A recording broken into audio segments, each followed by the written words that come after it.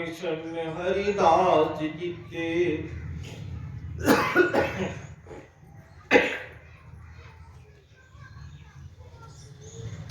ये कलयुग के दोष भले ही सारे संसार पर प्रभाव डाले हैं, किंतु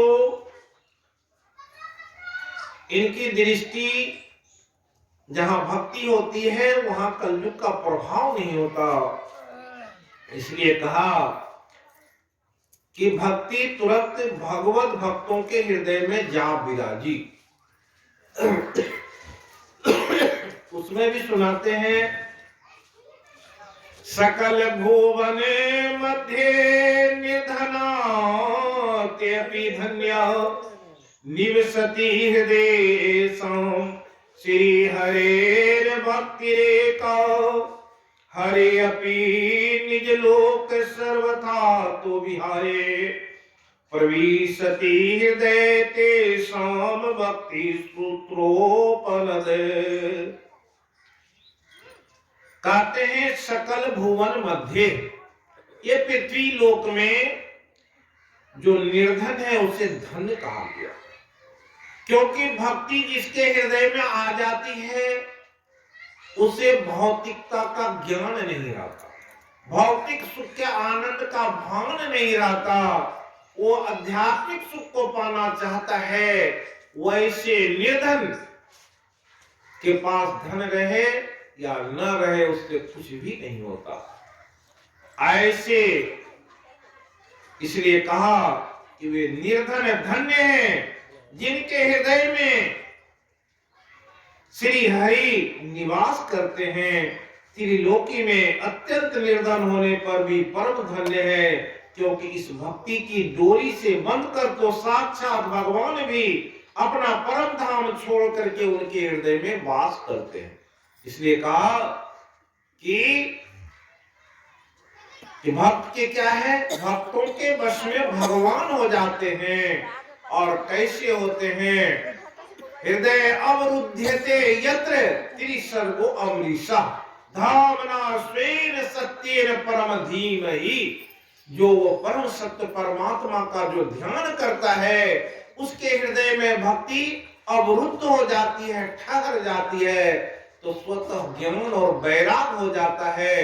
ज्ञान होने से संसार की सांसारिकता का भान नहीं रहता, उससे वैराग उत्पन्न हो जाता है। जब रहेंगे नहीं तो लेकर के क्या जाएगा। इसलिए ऐसे जब विराग उत्पन्न हो जाता है, इसलिए पहले ही कहे भक्ति ज्ञान विराग आप तो विवेको वर्धते महान।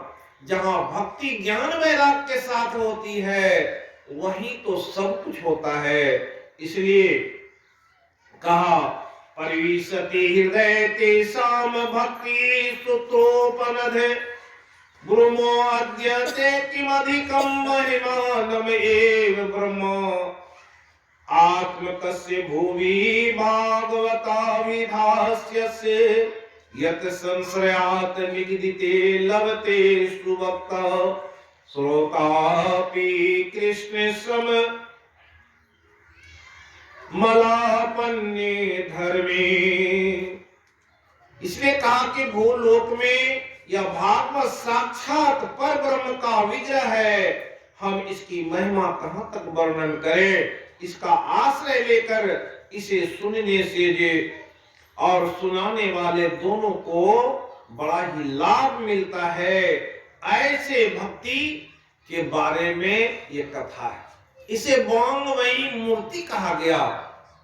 इस कथा को सुनने से लोगों के अंदर भक्ति का उदय हो जाता है, ज्ञान हो जाता है। ऐसे ज्ञान की कथा को सुनने से जो लाभ होता है उसी की चर्चा होगी। इस कथा को सुनेंगे कौन है और इस कथा के अधिकारी कौन हैं, इस पर इसके महात्म को तो हम लोग सुनाए। आगे कहते हैं कि कथा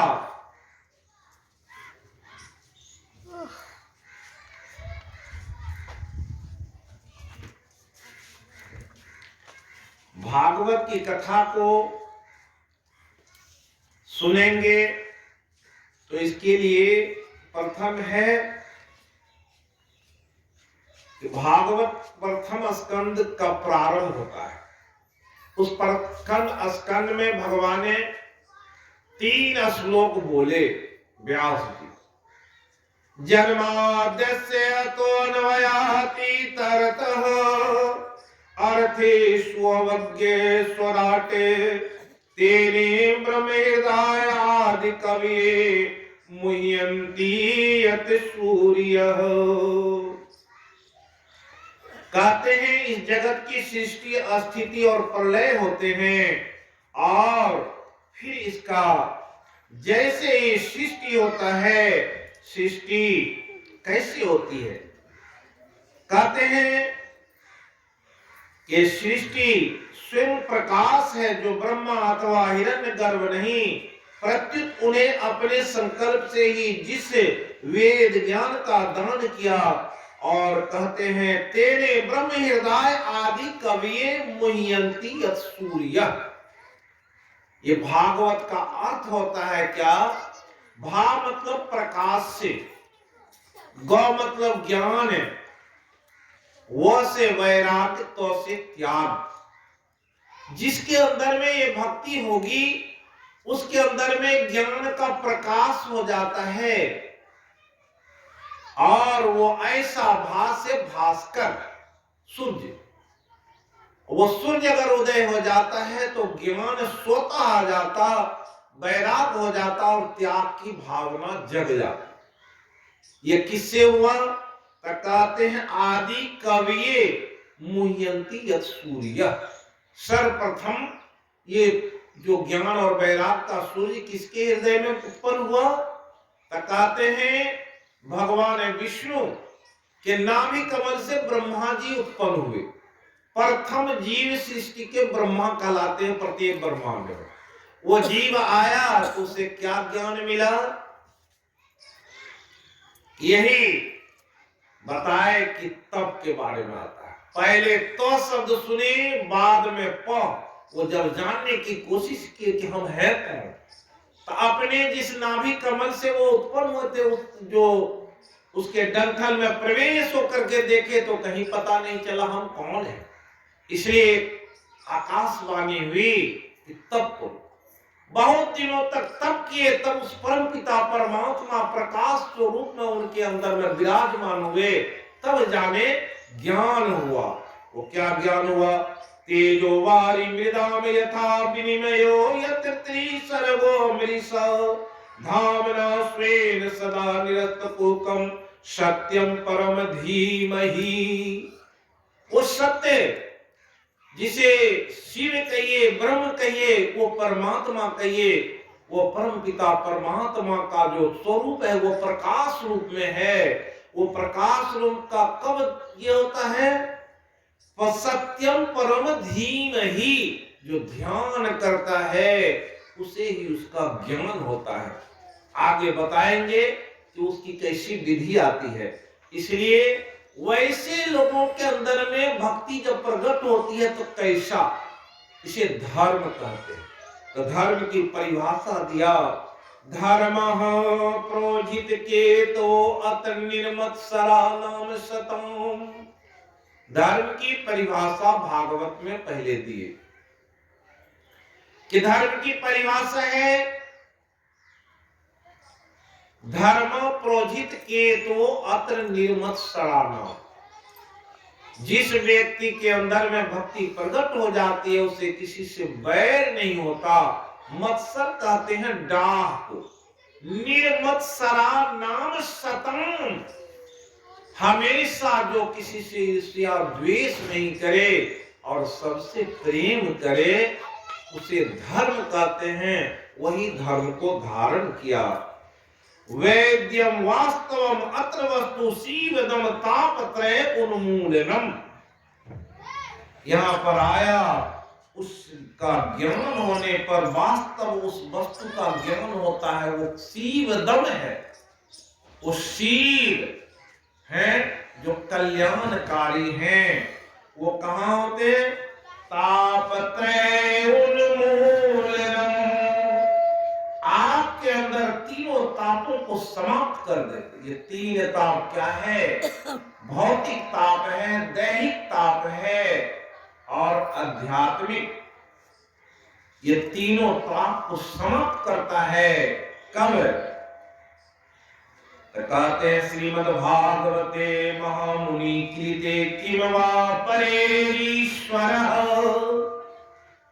सद्यो यदि अवरुध्यते यत्र शुश्रूभिः तत्क्षणाते। जो उनकी सेवा करते, सेवा क्या है? जो कीर्तन करते, ऐसे ज्ञान से जो ध्यान करते, उसके हृदय के अंदर भक्ति रुक जाती है, ठहर जाती है। वैसे लोगों के अंदर से जो भाव है, किसी से दया ईर्ष्या की भावना समाप्त हो जाती है। और ऐसे भाव यदि समाप्त हुए तो ज्ञान हो गया परमात्मा का। वैसे परमात्मा का जब ज्ञान हो जाता है तो स्वतः संसार से वैराग हो जाता है। वैसे वैराग हो जाने से ही भक्ति की शुरुआत होती है। इसलिए भागवत को सुनेंगे तो सर्वप्रथम ज्ञान होगा, तो भक्ति कैसे करें उसकी बात की जानकारी होगी। चाहे वो शिव भक्त हो, विष्णु भक्त हो, चाहे हनुमान जी के भक्त हो, चाहे किसी संत के भक्त हो, सबकी भक्ति की एक ही रीति है। अगर उस सत्य परमपिता परमेश्वर को, शिव को, उस ब्रह्मा को अगर जानना है, उस ब्रह्म को जानना है, तो ध्यान करना पड़ेगा। सत्यम परम धीमहि, उसको धारण करना चाहते हैं तो बाहर में नहीं मिलेगा, वो आपके अंदर में मिलेगा। आगे कहते हैं निगम कल्प तरोर गलितम फलम सुखमुखात अमृत द्रव संयुक्तम। ये जो अमर कथा भगवान शिव सुनाए थे पार्वती जी को, वही कथा तो सुखदेव जी सुने। उसी कथा को संसार के लोगों को सुनाकर के वो तृप्त किए। क्योंकि जब भगवान शंकर उस सूखे के पीछे भागे, तो जब मुनि के आश्रम में गए तो भगवान चाहते थे कि अपने त्रिशूल से उसे समाप्त कर दे। और मुनि पत्नी उस समय में क्या कहते हैं, एक सिद्धांत है कि उस समय में वो जम्हाई की, ये सूगा उसके अंदर में घुस गए और भगवान पहुंचे कि उसका नाश कर देंगे। तो मुनि के बोले कि आप तो कल्याणकारी देव हैं, औढ़रदानी है, सबके कल्याण करते हैं, तो फिर उस जीव का नाश क्यों करेंगे? तो शिव जी वहीं बैठ गए और उस जीव ने सोचा बाहर में बड़ा भटकाव है, इसलिए मैं अब बाहर नहीं निकलूंगा। समय आया कृष्ण अवतार का, तो स्वयं व्यास जी बोले, तो भगवान कृष्ण जाकर के उन्हें गर्भ में समझाए, तुम आओ, संसार ऐसा है, ये प्रेम की नगरी है, जो जैसे देखना चाहता है उस नजर से वही मिलता है। इसलिए अपनी वृत्ति को बदलो, तुम आओ, जैसा चाहोगे वैसा ही संसार है। इसलिए भगवान सुखदेव जब मां के उदर से निकले तो देखा संसार की लीला तो चल पड़ी और उसके पीछे सुखदेव जी दौड़ने लगे, बेटा रुक जाओ, बेटा रुक जाओ। लेकिन कोई रुकना नहीं चाहा। वहां क्यों बैठा हो, बच्चा सबको कहो तो रथ खेलने के लिए। जैसे ही सुखदेव जी उसके पीछे दौड़ रहे हैं, ये व्यास जी सुखदेव जी आगे जा रहे हैं। सुखदेव जी बोले, जैसे ही सुखदेव जी से प्रश्न किए, बेटा तुम कहां जा रहे हो? कहा कि पिताजी मैं जिधर जा रहा हूं जाने दी। उनसे काफी विनती किए कि बेटा रुक जाओ, मैं इतने दिनों तक तुम्हारे लिए तपस्या किया, तुम्हारे जैसे पुत्र प्राप्त हुए, तुम भगवान श्री कृष्ण के स्वयं अवतार कहे जाते हो, इसलिए रुक जाओ। रुकना नहीं चाहे तो पिता से एक प्रश्न पूछे कि मैं एक कथा सुनाता हूं, आप इसका उत्तर दे देंगे तो मैं लौट जाऊंगा।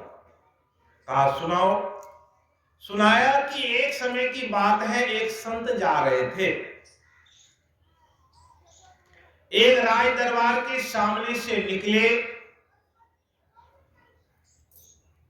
उस राज दरबार की महारानी अपने झरोखे से देख रही थी कि एक संत जा रहे हैं। उसने अपनी दासी को भेजा, उसे रोका और महारानी स्वयं अगुवाई करके उस संत को अपने अंदर ले गए। बोले कि संत का दर्शन होने से सारे दुख दूर हो जाते हैं, ज्ञान की बात मिलती है, इसलिए आपको देख करके मुझे बड़ा ही आनंद हुआ। आइए महाराज कुछ ज्ञान की बात सुनाइए। संत तो दयालु होते हैं, इसलिए वो बैठ गए, उसे कुछ सुना ही रहे थे कि उस समय में राजा अपने महल से बाहर थे। राजा को उस समय में जैसे अपने महल से बाहर कुछ ही दूर गए, उसे पेट गड़बड़ मालूम पड़ा। सोचे कि शौच करके फिर जाएंगे।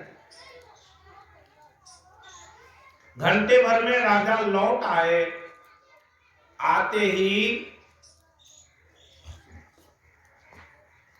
जैसे राजमहल में पहुंचे, दासी लोग आई, बोले कि राजा आ गए।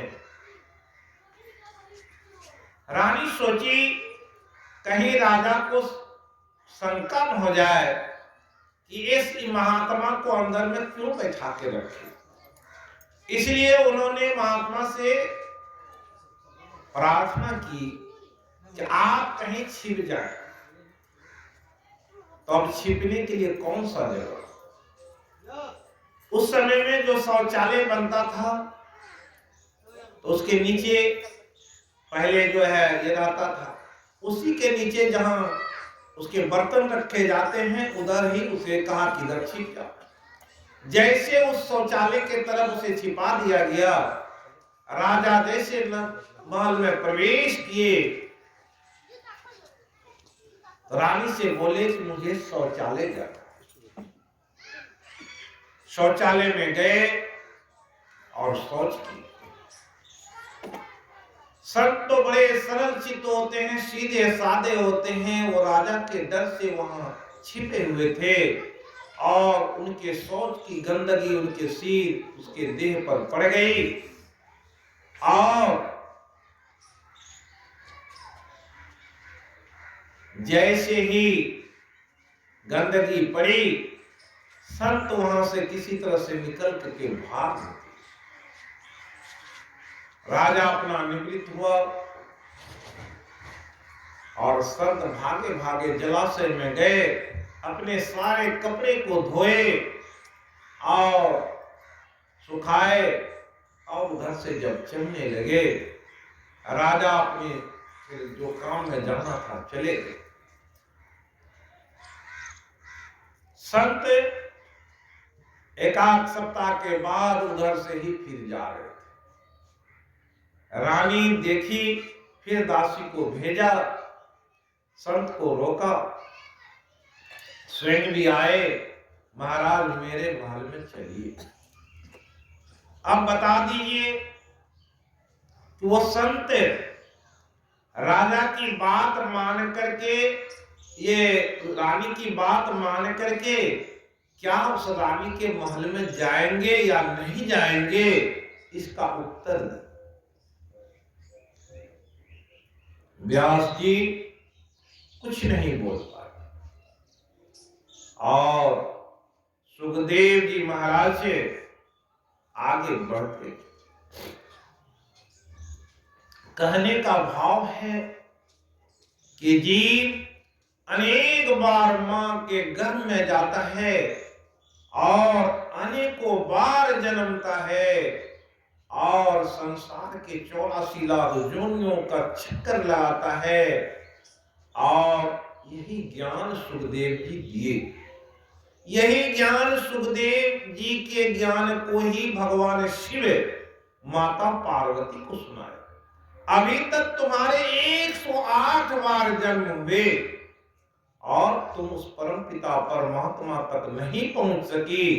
और बार बार जन्मने मरने का जो दुख होता है वही तो आवागमन है। और इसी आवागमन में कैसी स्थिति है, शास्त्रों में आया है 84 लाख योनियों का वर्णन। ये 84 लाख योनियों में कौन कौन से जीव हैं? कहा 20 लाख स्थावर हैं, ये पेड़ पौधे जो खड़े हैं उसमें 20 लाख बार उन योनियों में हमारा जन्म हुआ। 9 लाख जलचर हैं, जल में रहने वाले जीव, वो 9 लाख के गिनती में। जलचर, जल में कौन कौन से जीव रहते हैं सब लोगों को मालूम है। मछली, कीड़े, पतंगे से लेकर के जल में अंदर में जो रहते हैं वो जीव है। जलचर 11 लाख कृमि है। कृमि छोटे जो जीव सब हैं, कीड़े मकोड़े, वो 11 लाख योनियों में है। 10 लाख पक्षियों की योनि है। 10 लाख प्रजाति है पक्षियों के, उसमें भी जीव का जन्म होता है। 30 लाख पशु जो चौपाया जानवर है उसके 30 लाख प्रजाति हैं। और 4 लाख बानर समुदाय। कहते हैं जब यह 84 कटी जावे फिर मनुष्य का तन कोई पावे। आप लोग पढ़े लिखे हैं, आज विज्ञान ने भी साबित कर दिया कि जो जीव की गति है वो जीव चक्र दिखा दिया है। एक बार कोई मनुष्य बना फिर 84 लाख योनियों का जो चक्र है नीचे की योनि में जाता, जन्मते मरते फिर मनुष्य के शरीर में आता है, ऐसा कहा गया है। और भगवान कृष्ण गीता में कहे सर्वभूतानि कान्ते प्रकृतियान्ति मामिकाम् कल्पक्षये पुनस्तानि कल्पादो विसृजामि हम।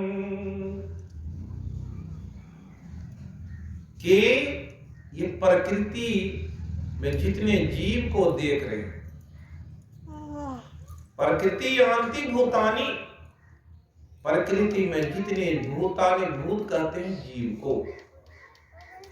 तो ये प्रकृति स्वाम अवस्तव्य विसृजामि पुनः पुनः भूत ग्रामम इमं कृतस्नम अवसम प्रकृति बसात। हम लोग कहाँ हैं? प्रकृति के अधीन है, इसलिए इस आवागमन का चक्र आता है। ये सर्वभूतानि कौन्ते प्रकृति यान्ति मामिकाम् कल्प क्षय। कल्प कहते हैं गीता में शरीर को कहा कल्प। एक कल्प होता है, दूसरा समय का कल्प है, आगे बताएंगे। अभी शरीर को कल्प कहते हैं, काया कल्प। ऐसे भाषा में भी लोग बोलते हैं काया कल्प। ये काया जो शरीर है ये कल्प है। कल्प क्षय, ये शरीर के समाप्त हो जाने पर कल्पादो विसृजाम्यहम्, भगवान कहते हैं फिर दूसरा शरीर मिलेगा तो उसमें मैं सृजन करता हूं। भूत ग्रामम इमम, ये भूत ग्राम है, 84 लाख योनियों का एक ग्राम है। जैसे ये अररिया ग्राम है, जयप्रकाश नगर ये ग्राम है, उसी तरह से ये 84 लाख योनियों के ग्राम बताए गए। उस ग्राम के अंदर में जो है,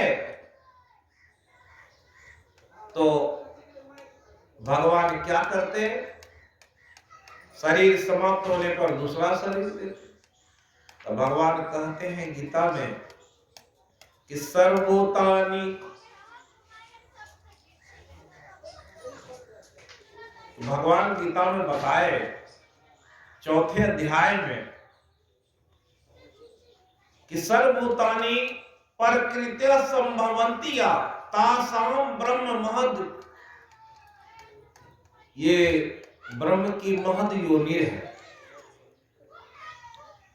तो सर्वभूतानि मूर्तया संभवन्ति तासाम ब्रह्म महद योनिरम बीज प्रद पिता। जो दूसरे योनि में जाएंगे सबके सब कुछ न कुछ रूप है, और उस रूप में जन्म हो। और भगवान इसको समझाए गीता में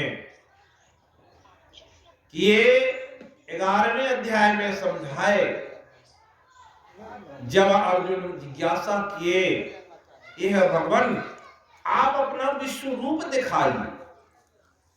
उस विश्व रूप को दिखाने लगे, उसी में दिखाए कि हे अर्जुन, तुम देखना चाहते हो देखो कि हमारे शरीर के अंदर में कैसे कैसे ये जीव हैं।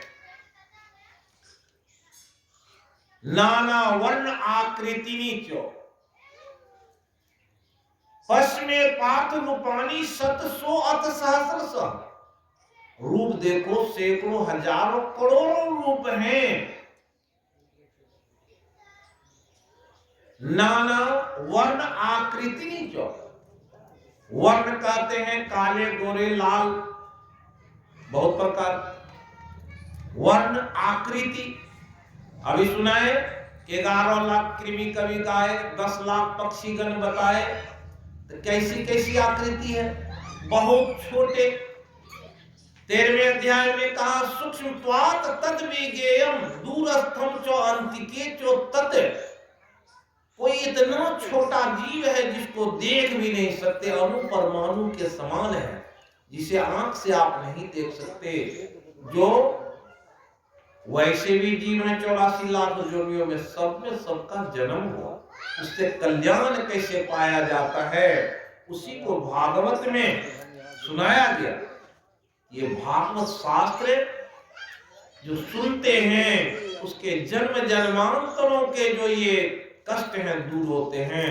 उसी को तो भगवान ने शिव सुनाए पार्वती से। पार्वती, संसार के जीव उस अमर कथा में सुनाए किस योनि में नहीं जन्मे। सबकी ऐसी व्यवस्था है, वो परम पिता परमात्मा के सभी संतान हैं। इसलिए कहा कौन योनि में कौन जन्मा, कब जन्मा, कितने दिनों में रहा, किसी को पता नहीं। इसी बात की कथा सुनाए। और सुखदेव जी उसी बात के डर से डरे हुए थे, इस लोक में आए तो फिर आवागमन के चक्र में पड़ जाएंगे।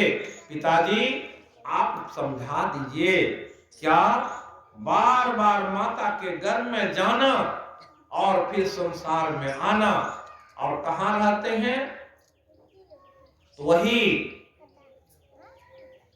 माँ के गर्भ में तो मल मूत्रों के से ही तो भेंट होती है। गर्भ में ऐसी स्थिति में रहते, फिर गर्भ से तो हम निकले, 14 मास तक मैं गर्भ में रहा, और आप फिर लौटने के लिए कहते, अब मैं पुनः गर्भ में जाना नहीं चाहता हूं, इसलिए मैं जा तब करूंगा।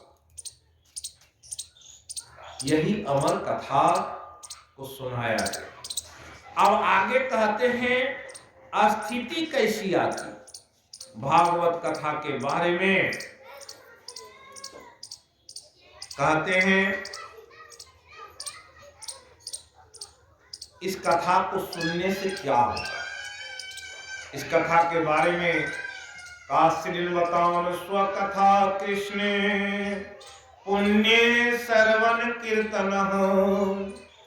मनुष्य का शरीर मिला है, इस शरीर में आए, पुण्य रहेगा तब तो कुछ मिलेगा।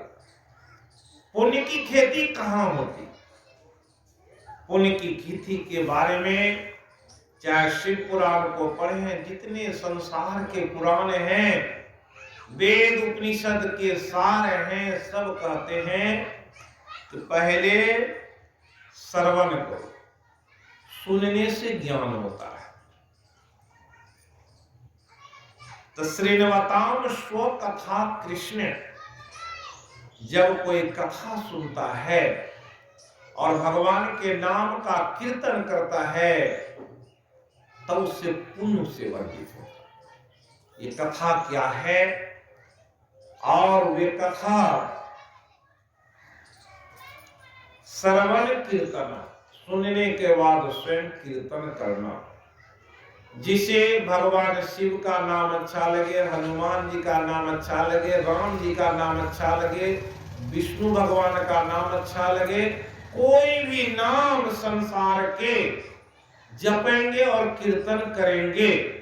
नाम क्या है? एक सहारा। एक माता जी सत्संग में सुनी कि नाम का ऐसा प्रभाव है कि भव सागर को तर जाएंगे। ये भव सागर क्या है? ये 84 लाख योनियों का जो भूत ग्राम है, इसे भव सागर कहा। इस संसार में आए हैं, भव है। भव मतलब होना। जो संसार हो गया है, संसार में हम आए हैं, इससे मुक्त कैसे होंगे? उस मुक्ति का जतन जानने के लिए जो भक्ति करता है, उसे सबसे पहले नाम को जपना पड़ेगा। तो नाम कब? जब सुनेंगे, कोई संत से सुनेंगे, कथा में सुनेंगे, कथा सुनेंगे। तो ऐसे ही भागवत कथा में उस माता ने सुनी, तो जो नाम जपेगा भव सागर तर जाएगा। तो तर जाएगा तो उस माता जी को मालूम हुआ, तो सोचा मेरे घर के बगल में तो एक छोटी सी नदी है, उसको क्यों नहीं तप जाएंगे। इसलिए वो माता जी विश्वास करके कथा को श्रवण की। उस घर वाले ने उस माता जी को भोजन बनाने के लिए रखा था, इसलिए वो भोजन बना करके सारे कार्य का संपादन कर करके रात्रि विश्राम नहीं कर करके अपने घर जाया करती थी। इसलिए अब सुन चुकी थी तो उसे श्रद्धा हो गया, बड़ी युक्ति मालूम हो गई। भव सागर जब तर सकते हैं, सागर को तर जाएंगे, तो छोटी सी नदी को क्यों नहीं तर जाएंगे। इसलिए माता जी चली और उस नाम का सहारा लेते हुए बड़ी पवित्र आत्मा के साथ नदी के पास में गई और बोली, हे माता, ये नाम का प्रभाव है, उस पार तुम कर दो। और उस मंत्र का जाप कर रही थी, नदी पर चलकर उस पार चली गई, अपने घर पहुंची। बड़ा आनंद, इतना आनंद हुआ, भोजन की, भर रात सो नहीं पाई आनंद से, और आनंद विभोर रही, भर रात कीर्तन करती रही, उस नाम को जपते रही। जब वहां से चली, सुबह फिर पहुंच गई नाम जपते हुए, और फिर भोजन पानी बनाई और उस कथावाचक से बोली, महात्मा जी, आपके नाम में बड़ी शक्ति है। मैं कल गई और आपके नाम का सुमिरन करते हुए अपने घर के बगल में जो नदी है उसे टप गई, अपने घर पहुंच गई। उस महात्मा को सुनकर बड़ा आश्चर्य हुआ कि ये कैसी माता बोल रही है, झूठ बोल रही है, सच बोल रही है, क्या बोल रही है। फिर भी कहे, ठीक है, बहुत अच्छा, बहुत अच्छा, बहुत अच्छा। लेकिन वो माता जी बोली, कथावाचक महाराज, आपको मेरे घर एक दिन चलना पड़ेगा। उस गृहपति ने कहा कि नहीं महात्मा जी, कहीं भी नहीं जाएंगे, यहीं कथा करेंगे, यहीं रहेंगे। जब उसके आग्रह की तो वो भक्त राज थे, देखा कि जो शक्ति मुझ में नहीं वो भक्ति इसके अंदर प्रकट हो गई है। बरियारी वह घट की जा घट प्रकट होए। सभी मीरा, मदलासा, सीता, अनुसुईया के जैसे नहीं है। कुछ ही माताओं के हृदय में प्रकट हुई, भक्तों के बस में भगवान है। क्या हुआ कि वो माता की बात पर उन्हें थोड़ा सा संत को दया आ गई, ठीक है चले। कथा समाप्त हुआ और एक दिन संध्या बेला में महात्मा जी को लेकर के चल गए। जब उस नदी के किनारे गए, छोटी सी नदी थी, कहा कि नाव कहां है? महात्मा जी बोले नाव कहां है, कैसे जाएंगे? माता जी बोली जो मंत्र आप बताए थे वही मंत्र के सहारे तो मैं रोज जाती हूँ, जिस दिन से सुनी उस दिन से जाती हूँ, तो आप क्यों नहीं जा पाते महात्मा जी? आप ही का बोला हुआ मंत्र तो हम जप रहे हैं। महात्मा जी को बोले कपड़ा समेट लीजिए, चली। और उसके बाहों पकड़ी और मंत्र का जाप करते हुए उस पार में अपने घर में ले गई। तो क्या हुआ, वो महात्मा जी हड़बड़ाए थे थोड़ा, तो उसके कपड़े कुछ भीग गए। और उस पार जब गए तो थोड़ा गुस्साए, अरे तुम कैसे ले आई, कपड़ा तुम्हारा भीग गया। महात्मा जी को माता बोली अरे कपड़े में भीगा है, लेकिन आ तो गए, लेकिन आप बाबा उस मंत्र पर विश्वास नहीं करते हैं। मैं तो उसी मंत्र के सहारे आपको भी ले आए। महात्मा जी कुछ लज्जित हुए, चुप हुए, भोजन किए, फिर आ गए। कहते हैं श्रद्धा और भक्ति के भाव से भक्ति होती है। मंत्र की शक्ति जो है, इसलिए कहा पंचम मंत्र जाप मम दृढ़ विश्वासा, पंचम भजन सो वेद प्रकाशा। ये नवधा भक्ति में आता है। शिव पुराण में भी 9 प्रकार की भक्ति बताई गई है और सारे शास्त्रों में 9 सीढ़ी कही गई है। आगे आएगा जब देवहूति का प्रसंग, कपिल मुनि का प्रसंग आता है, उसमें जानेंगे कि 9 प्रकार की उनकी पुत्री हैं और उन्हीं पुत्री के नाम पर 9 प्रकार की भक्ति रखे गए। तब कपिल भगवान आए, जो गंगा सागर में कपिल मुनि जी का आश्रम है, उनकी माता देवहूति का आश्रम है। अपनी माता का कल्याण किए ज्ञान देकर, इसलिए ज्ञान की बातों को सुनना चाहिए। एक माता शिव भक्त थी, वो हमेशा शिव के नाम का जाप करते रहती थी। ओम नमः शिवाय, ओम नमः शिवाय कहते रहती। और ये नाम जपने से उसके मन में अहंकार आ गया था और जो भी कोई लोग मिलते तो सबको नीचे निगाह से देखते कि हम तो बड़े भक्त हैं, हम तो रात दिन भगवान शिव के मंत्र का जाप करते रहते हैं। अरे तुम क्या करते हो, तुम तो ऐसे करते हो, तुम वैसे करते हो, सबको तुम बोलते। उस माता को बड़ा अहंकार, सबकी कुछ न कुछ खिल्ली उड़ाती, किसी को डांट फटकार करती, सब जगह बोलती। अरे मेरे जैसे करके देखो तब तो समझे कौन सी भक्ति तुम कर रहे हो। माता की बात नगर गांव सब जगह फैल गई। भगवान शिव भी जान गए कि वो माता किसी को कुछ नहीं देती, 5 रुपये भी नहीं देती, न किसी को खिलाती और सबके साथ रूखा व्यवहार करती है और मंत्र जाप करते रहती है, लेकिन श्रद्धा के भाव। भगवान पार्वती जी से बोले चलो हमारे भक्त कैसे कैसे हैं उनसे मिलना। और उस भक्तराज के यहाँ पहुंच गए। सुबह सुबह आए, बोले माता मैं बड़ा भूखा हूं, कुछ खिलाओ। वो माता जी बोली अरे तुम्हें इतना सुबह सुबह भूख लगे, दौड़े मेरे घर चले आए, तो अभी तुम्हारे लिए बना के रखा है, थोड़ी देर में आओ। कितने देर बजे आ गए? आओ 9 बजे। तो भगवान चले गए, 9 बजे आए, भोजन कराओ। तो बोले आने में देर हो गई। अरे जो बना था सब समाप्त हो गया और मैं कोई बैठे रहती हूँ, मैं तो देखो भगवान की माला जपते रहती हूँ, भोजन बनाए खाए, जो खाना था हो गया, अब क्या है?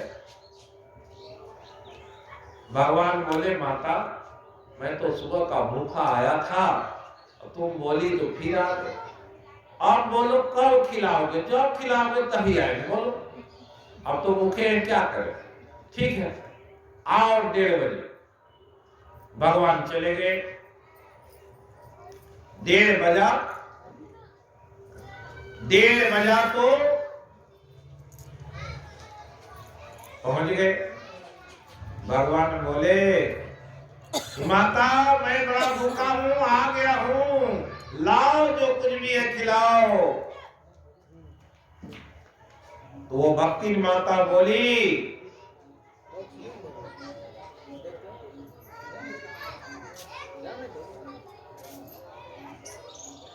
तुम मेहमान के जैसे बैठोगे तब तो क्या करेंगे? तुमको बोले थे यहाँ बैठो, देखो कहाँ कौन उलझन उत्पन्न होता है, उसको दूर करो।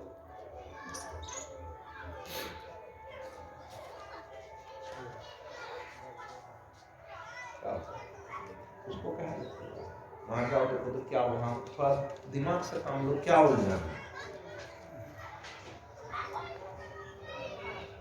तो माता जैसे ही वो पहुंचे,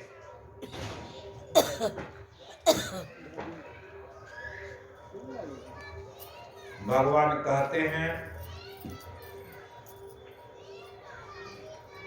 आए, भोजन मांगा, पुकार लगाई, जैसे सुने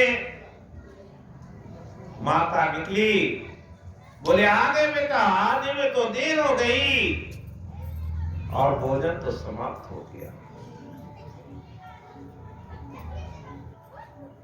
ऐसा सुनने से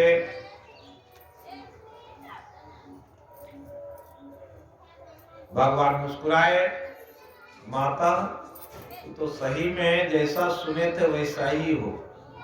अच्छा ठीक है,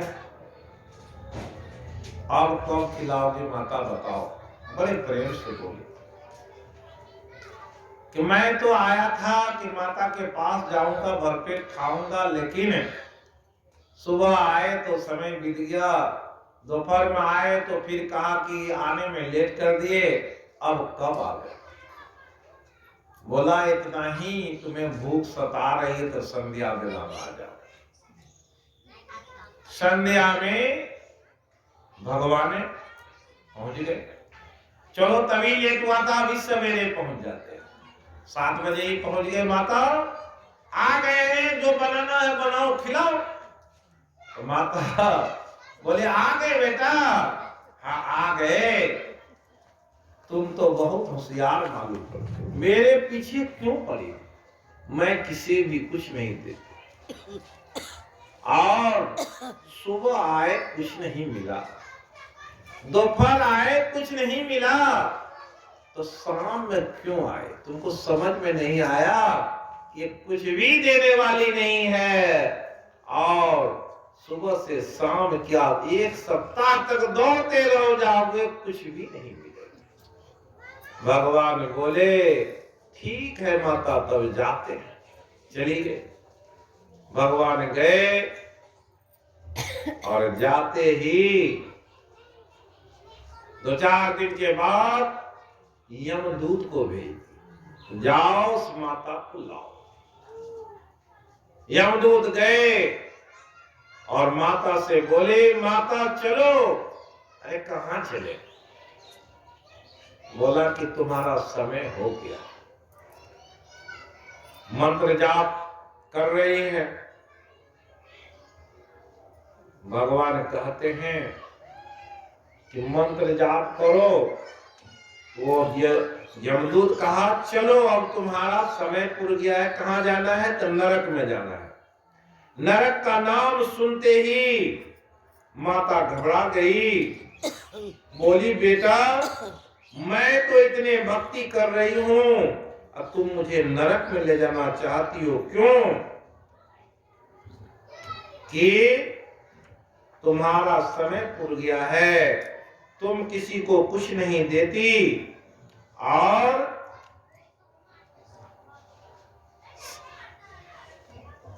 किसने भेजा? कहा कि जो तुम्हारे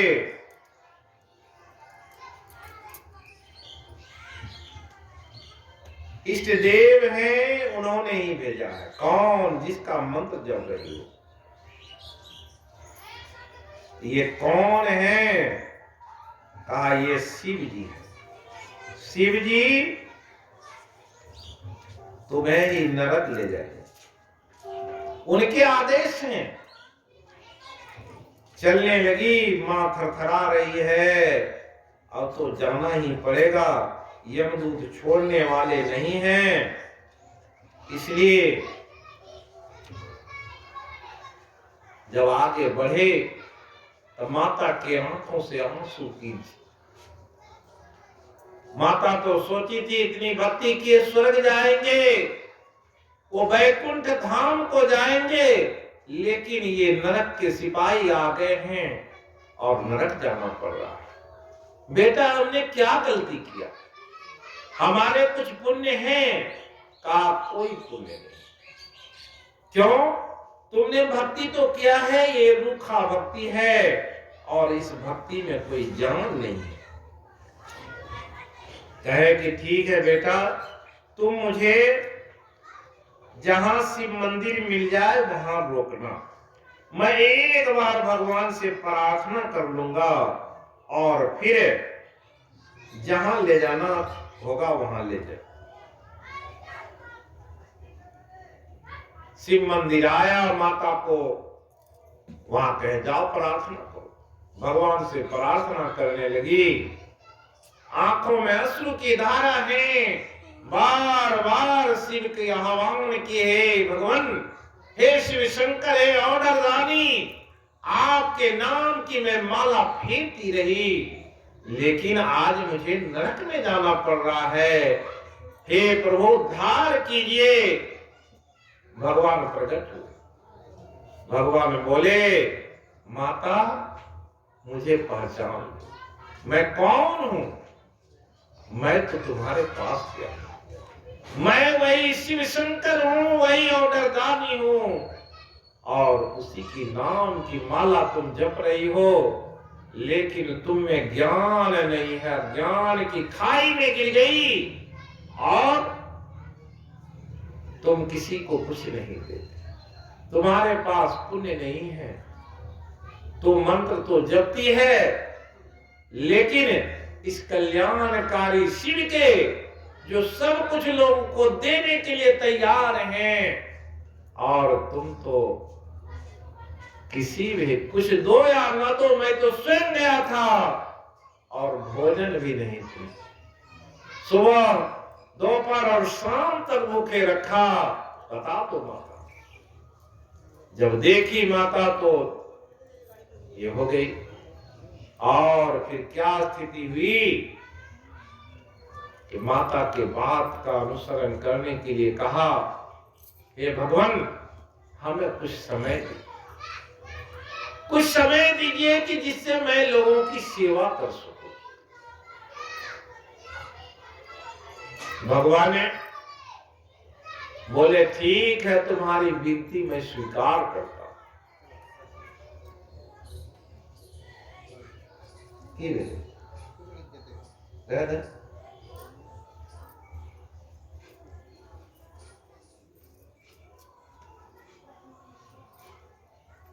ले जो कपड़ा कम से ले।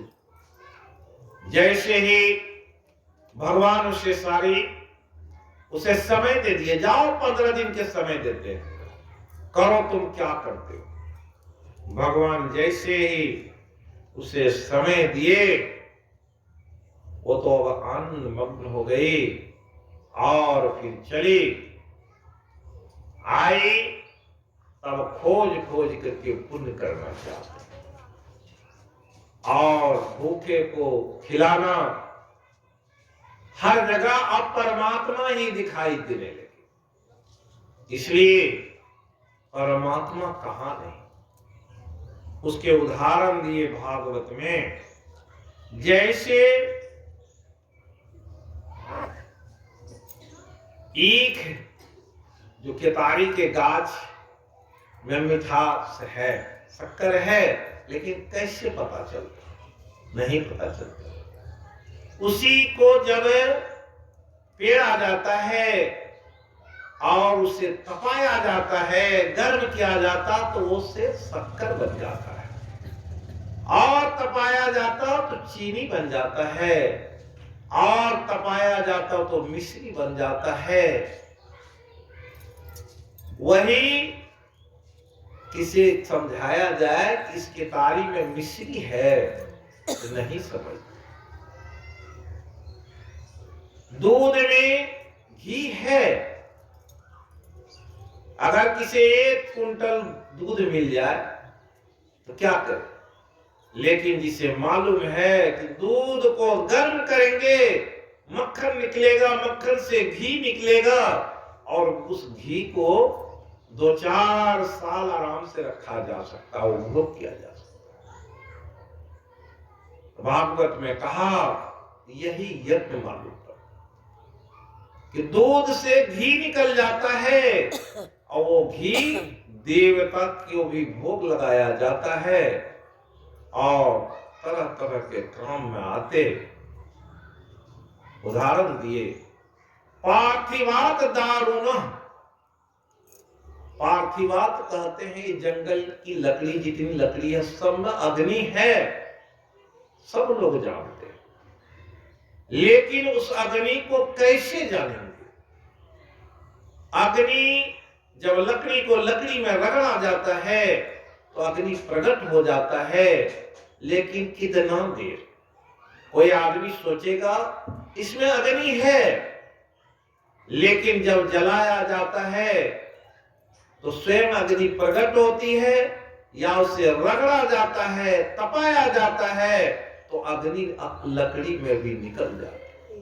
भागवत में कहा गया, इसी तरह से जब अपने आप को तपाते हैं तो आपके अंदर भी वो परमात्मा की अग्नि है। ज्योति शाम अपि तद ज्योति तमसः प्रमुच्यते ज्ञानम ज्ञेयम ज्ञान गम्यम हृदय सर्वस्व विष्ठितम। वो भगवान सबके हृदय में है। वो भगवान कैसे? लोग भगवान का नाम लेते हैं। भगवान शब्द की व्याख्या की गई, भ से भूमि, ग से गगन आकाश, व से वायु,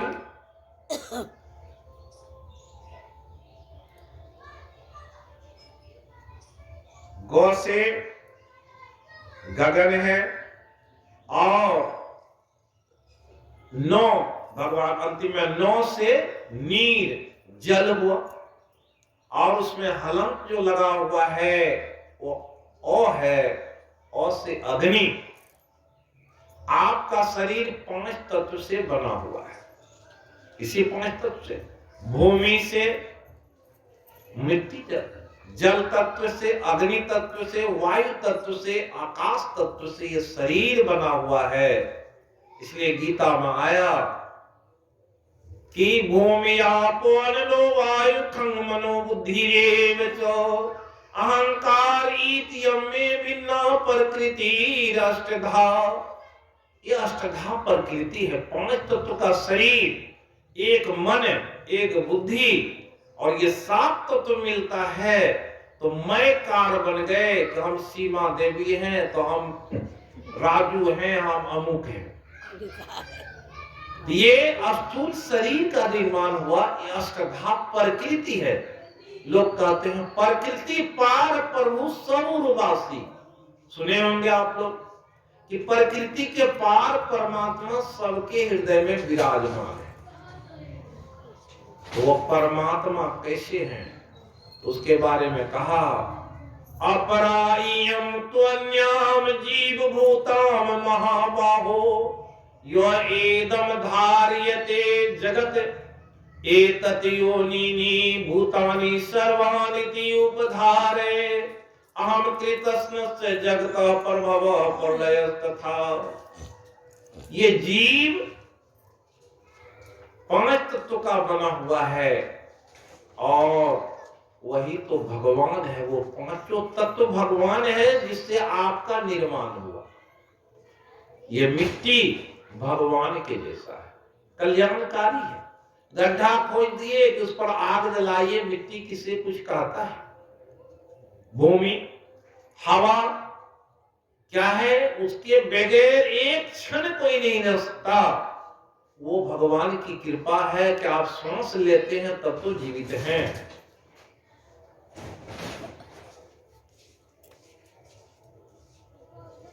आकाश, ग से गगन, ये आकाश खाली जगह है आपके फेफड़े में, तब तो उससे खाली भरता घटता है, तब हवा जाता है। वो आकाश अगर शरीर में खाली खाली जगह नहीं रहे तो हृदय में पंपिंग कैसे होगा? दबाया जाता है, हवा जाता है, फिर निकलता है, तो आकाश है वो। वैसी को खाली जगह में कुछ ही रहता, आकाश है। यहाँ खाली जगह, वहां घर बना हुआ तो आकाश है।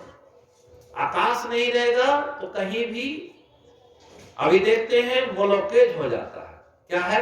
वहां आकाश नहीं है उस नस में, तो वायु नहीं है, तो इसलिए हवा, खून, पानी नहीं जा रहा है, कहता हार्ट ब्लॉकेज हो गया।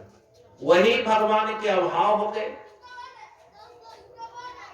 तो भूमि, वायु, आकाश, अग्नि। अग्नि तत्व कहां से मिलता? सूरज की किरण पड़ती है, उससे अग्नि, उससे अन्न होता है। आगे आएगा प्रसंग। अन्न जब तक नहीं खाएंगे शरीर में ईंधन नहीं होगा, शरीर में गर्मी नहीं। क्या करते हैं? जैसे अन्न खाए वो पचता है, तो शरीर में अन्न है तो शरीर में गर्मी। अन्न को ब्रह्म कहा गया। वो अन्न ब्रह्म में शरीर में अग्नि देता है। जल तत्व की आवश्यकता होती है, पानी पीते हैं, वो जल तत्व नहीं रहेगा। ये पांच भगवान तो आपके सामने हैं और यही पांचों भगवान के अंश रूप में तो आप हैं। लेकिन उस भगवान की जो शक्ति है हमारे पास होनी चाहिए। जो जिसका बेटा होता है, जिसका बच्चा होता है, उसकी शक्ति कहां गई?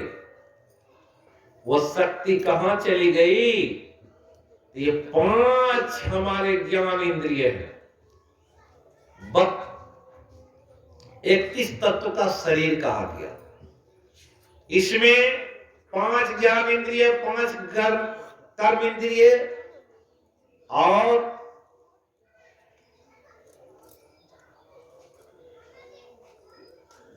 ये पांचों एक मन, ये 16 इंद्रियों का समूह है। ज्ञान इंद्रिय, कर्म इंद्रिय, हाथ पैर जो है आपके वो कर्म इंद्रिय है। ज्ञान इंद्रिय कौन है? आंख, कान, जीवा, गोरा ज्ञान इंद्रिय है। और इससे देखने का काम होता, सुनने का काम होता, बोलने का काम होता। ये पांचों ज्ञान इंद्रियों का जो काम है वो एक मन, ये 16 इसे कहा गया है विकार। ये बाहर की इंद्रिय है, अंतःकरण की इंद्रिय है। ये इनका फेरा आगे बताएंगे, अभी उधर जाएंगे तो बहुत लंबा हो जाएगा। ये पांचों ज्ञानेंद्रियों से, आंख कान जीवा से क्या करते हैं हम लोग, बाहर भटक गए। आंख से देखने में लगे हैं, कान से सुनने में लगे हैं, जीवा से रसास्वादन करने में लगे हुए हैं, नासिका से सुगंध लेने में लगे हुए हैं। और ये जो हमारे शरीर के चमड़े हैं, इसको क्या लगता है, स्पर्श कहते हैं। इसको नरम बिछावन चाहिए, जाड़ा है तो गर्म कपड़ा चाहिए। और ये गर्म कपड़े कितने, इस शरीर की रक्षा हम लोग लगे हुए हैं, तरह तरह के फैशन कर रहे हैं। आंख से देखने में तरह तरह की चीजों को देखते, जो देखने में अच्छा लगता है उधर दौड़ते हैं। कान से सुनने में, अभी यहाँ पर कुछ ऐसी बात होती जो लोगों को आनंद होता, खूब जोर जोर से अभी यहाँ भजन होता और पता चलता जय जयकार हो रहा है, तो लोग सोचते क्या हो रहा था, आते हैं। कथा कम, ज्ञान की बात कम, विषय ज्यादा। विषय के आनंद में सुख मिलता है, ये तो परमात्मा का आनंद है, ये भौतिक नहीं है, ये आध्यात्मिक आनंद है। अंतर में आनंद होगा जब ज्ञान होगा तब। ये पांचों ज्ञान इंद्रियों के कारण हम लोग परेशान हैं। हमारी वृत्ति, हमारा मन संसार में फैल गया है। जो अंदर में वो परमात्मा बैठे हुए हैं, जो वो शिव बैठे हुए हैं, वो परमात्मा बैठे हुए, वो ब्रह्म बैठे हुए, उसको कौन देखता है? वो कहाँ है? सबके अंतर में वो निवास करते रहते हैं। इसलिए भगवान कृष्ण से अर्जुन पूछा, हे भगवान आप रहते कहाँ हैं? तो भगवान बोले, अहम आत्मा गुडाकेश सर्वभूताशय स्थितः अहम आदिश्चो मध्यम चो भूतानाम अंतेव चो। हे अर्जुन, मेरी आत्मा जगत के सारे जीवों की आत्मा में है, इसलिए मुझे देखना चाहते हो तो प्रत्येक जीव के अंदर में वो परमात्मा का वास है। और जिस दिन ऐसी समता आ जाती है, उसी दिन तो समझ में आ जाएगा परमात्मा घट घट वो साइयां, हर घट में वो साइयां, वो परमात्मा हर घट में है। और बाहर क्या भटक रहे हो, उसे अपने अंदर में खोजो। और जो उसे अपने अंदर में खोजता है, उसे वो परमात्मा का दीदार हो जाता है। जो उस परमात्मा को जान जाते हैं, उसे ही मिलते हैं वो। और ऐसे जिसे इस आनंद का पता होता है, वही भागवत सुनेंगे। भागवत में ऐसे ऐसे ज्ञान की बात कही गई है, और उसे 7 दिन तक सुन लेंगे तो कहा भक्ति मुक्ति करे स्थित।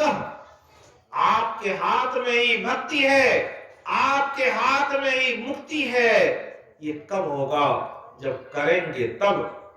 एक संत गाए एक भजन, जर्रे जर्रे में है झांकी भगवान की, किसी सूझ वाले आंखों ने पहचान की। हर चीज में भगवान का वास है, लेकिन वो किसे दिखाई पड़ा? किसी सूझ विवेकशील प्राणी को उसे मालूम है, उसे की आंख ने पहचान की। नामदेव ने पकाई रोटी, कुत्ते ने उठाई, पीछे घी का कटोरा लिए जा रहे हैं। पर वो रूखी न खाओ, थोड़ा घी तो लेते जाओ। क्यों मुझसे रूप छिपा रहे, तेरा मेरा एक नूर फिर काहे को हुजूर। नामदेव जी रोटी पका रहे और भगवान को रोज भोग लगाते थे। भगवान आतुर हैं, कब नामदेव रोटी पकाएगा तो खिलाएगा। लेकिन वो रोटी पका करके जैसे रखे, अब घी लाने गए कि घी लगा करके भगवान को भोग लगाएंगे। तब तक वो कुत्ता आया, रोटी को पकड़ा, लेकर के चल दिया। नामदेव जी निकले, देखा कि कुत्ता रोटी लेके जा रहा है। प्रभु रुक जाइए, घी तो लगाने दीजिए। और दौड़ रहे हैं, कुत्ता रोटी लेकर के जा रहा है, हे प्रभु रुक जाइए। लोग क्या कर रहे हैं, ये पागल हो गया, अरे पगला, कुत्ता रोटी लेकर के जा रहा है, ये घी लेकर के दौड़ रहा है। और उनके आंख में आंसू है, भगवान रुके और नामदेव जी घी लगा रहे हैं और कुत्ता खा रहा है। और देखा तो देखे भगवान स्वयं रोटी खा रहे हैं और वो घी लगा रहे हैं। वो तो कुछ देख रहे हैं, दुनिया कुछ देख रही है, आनंद मग्न हो गए। और आते हैं, विद्यते हृदय ग्रंथि छिद्यन्ते सर्व संशया क्षीयन्ते चास कर्माणि दिष्ट एवात्म ईश्वरे।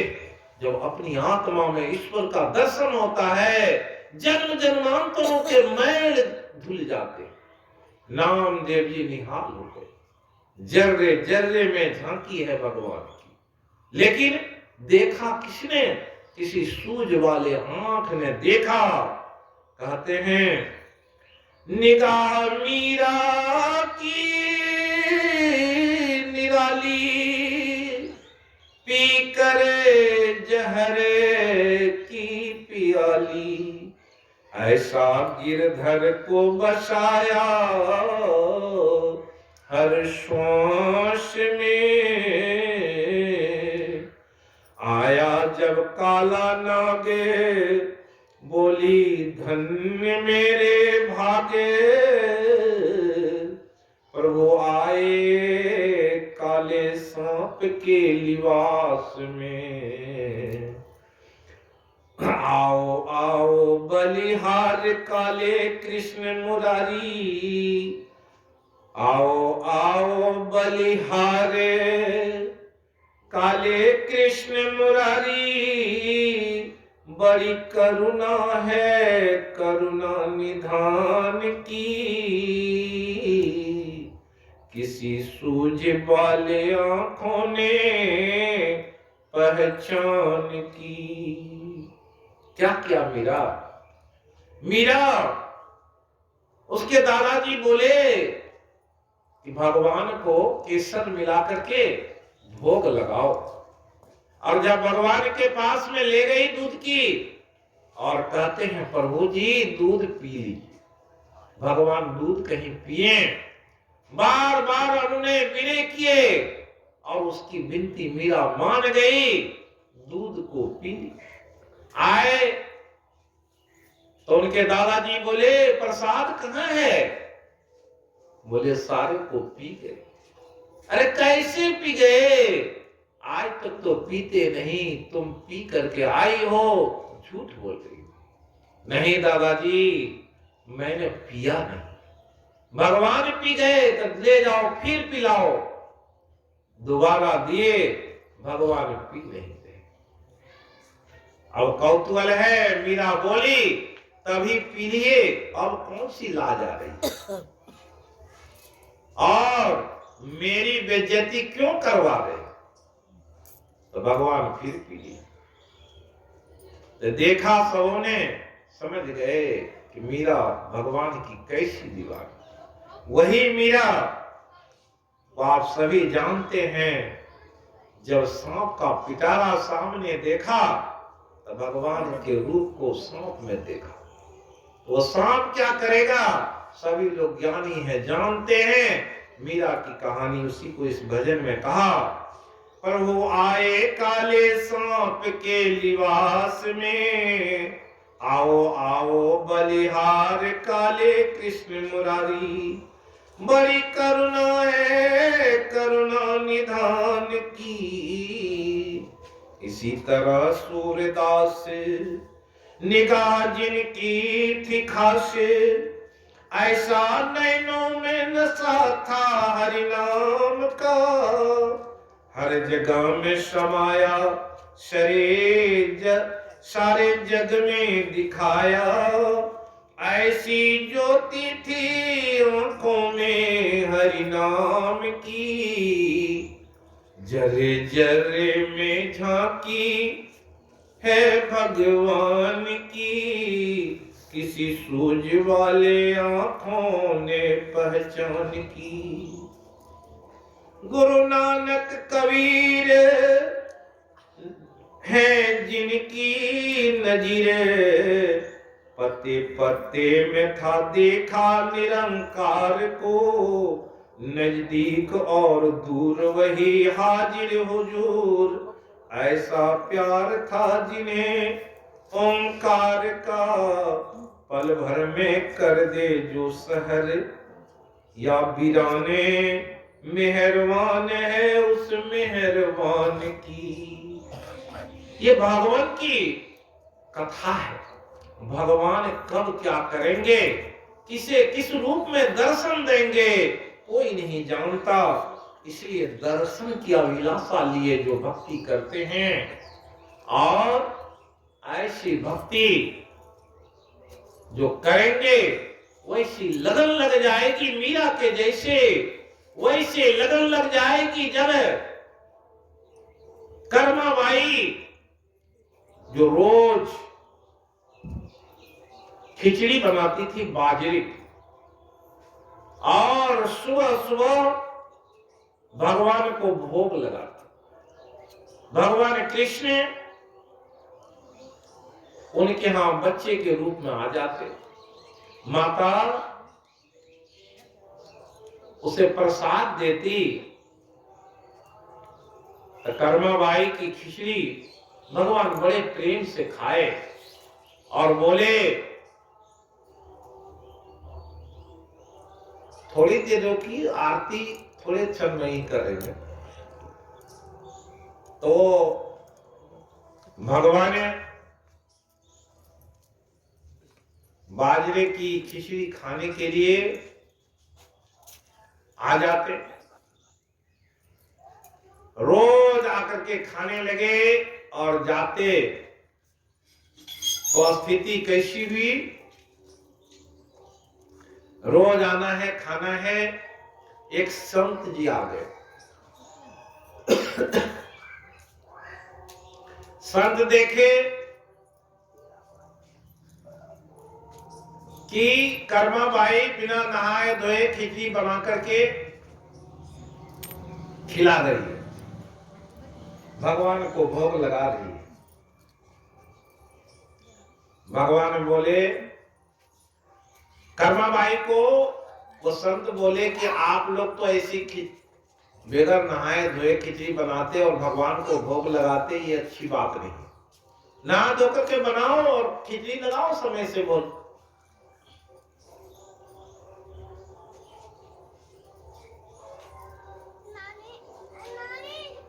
भगवान बाल रूप में आए, लेकिन खिचड़ी की दशा क्या थी कि अभी बना ही नहीं। भगवान बैठे हैं, कब भोग लगाओगी? कर्माबाई बोली अरे क्या कहें, एक संत आए थे, उन्होंने कहा कि बगैर नहाए धोए खिचड़ी का भोग क्यों लगाती हो, इसलिए हम नहा धो करके बना लेने के लेट हो गया।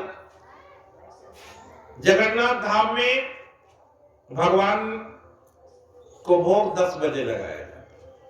अब लेट हो रहा था, भगवान ये खिचड़ी बनाए और भोग लगा करके गरम गरम खिचड़ी लाई, खाते हैं। जब जाने लगे तो बेगर हाथ धोए, क्योंकि उधर संत की ध्वनि हुई, आह्वान हुआ, भगवान दौड़ते हुए चले गए और अपने जगह विराजमान। हाथ में खिचड़ी लगी, मुंह में खिचड़ी लगी है। वहां के पुजारी श्रृंगार कर चुके थे और उसके बाद देखते हैं कि हाथ में खिचड़ी लगी है और मुंह में भी खिचड़ी। पुजारी जी को समझ में बात नहीं बैठ रही थी, फिर साफ सफाई किए, ये कैसी लीला प्रभु। और रात्रि विश्राम किए। रात्रि में भगवान बोले कि मैं कर्माबाई के यहां खिचड़ी खाने जाता हूं। एक संत ने जाकर के उसका रूटीन बिगाड़ दिया है। जाकर के कहो कर्माबाई को कि जिस तरह से वो खिचड़ी बनाती थी वैसे बनाए और सही समय पर भोग लगाए तो मैं जा पाऊंगा, नहीं तो भक्तों के बस में भगवान हम क्या करें। पुजारी जी दूसरे दिन जाकर के कर्माबाई से बोले कि तो पहले कैसे भोग लगाती थी कि सुबह सुबह लगाते थे ऐसे, और क्या हुआ। एक संत ने ऐसा कहा कि भगवान हमें स्वप्न में संदेशा दिए तो पहले जैसे बना रही थी वैसे बनाओ। और पुजारी जी से कहा उस संत को भी समझा दो कि कर्माबाई को बिगाड़े नहीं। फिर वो कर्माबाई रोज खिचड़ी बनाती, भोग लगाती। और समय आया एक दिन कर्माबाई संसार से चल बसी तो भगवान उसके लिए उनकी अश्रुधार बहा। पुजारी जी देखे कि आंखों में आंसू है, वहां के राज दरबार से भोग लगता है।